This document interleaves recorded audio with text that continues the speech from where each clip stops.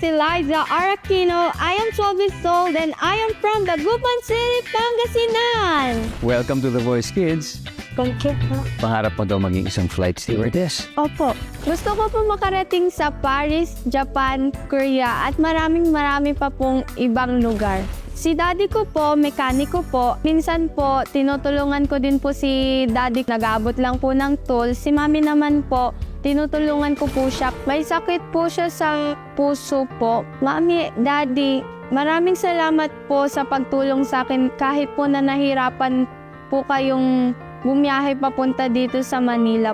Umiram lang po kami ng sasakyan, baha po sa Dagupan. Mabuti na lang po, safe po kaming nakadaan po sa baha. Pag nanalo po ako sa The Voice Kids, tutulungan ko po sila para hindi na po sila mahihirapan.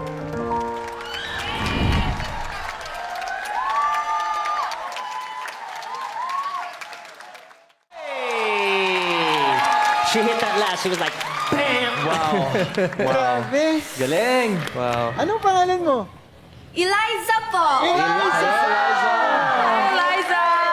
Eliza, mabuhay ka. Kasi binuhay mo yung kaluluwa namin dito. Yes, you did. Honestly, yung unang note pa lang na lumabas ay sobrang powerful na and nakuha yung attention namin.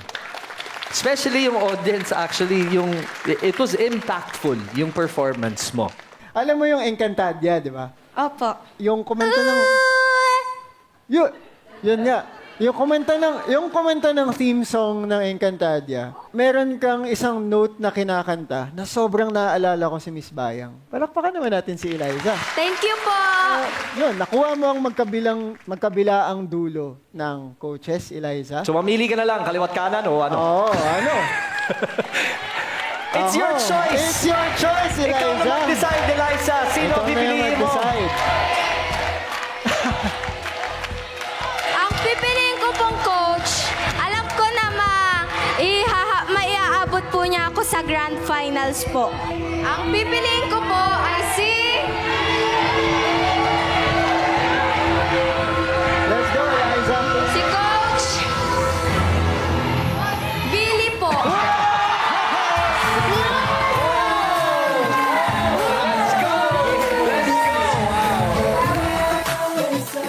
Congratulations. Salamat po. Ayan ang maganda. You always have to think positive. And ikaw, naunahan mo na. Sabi mo, grand finals. Pero alam mo, para makarating tayo sa grand finals, kailangan magtrabaho tayo. We have to practice and we have to find the perfect song na magmamatch sa boses mo. Congratulations. Ito na ang token para sa iyo. Salamat po. There you go. Congratulations. Round of applause, guys. Welcome to Team Believe. Let's go! Napakasaya. Sobra-sobra. Ito lang ang umpisa ng journey. Sabi nga ng daddy mo, malaking pressure yan. Pero, ano naman ang kaya-kaya mo to, right? I didn't expect it to. Hindi ko ina-expect yan.